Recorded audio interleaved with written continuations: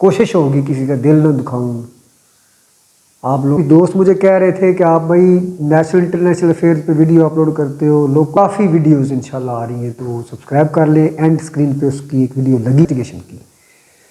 तो अगली वीडियो फिर होगी कौन कौन से अलाउंस पीछे किए गए हैं, मुख्तलिफ़ किस्म की वीडियो इंशाल्लाह अपलोड करूँगा। तो पेंशन पहले जो कानून था उसको चेंज करके अब पहले 3 बातों का आपसे करूँगा। पहली कि अब पेंशन का हकदार कौन है, अब आएगी, तो गवर्नमेंट को इस पर नज़रसानी करनी चाहिए।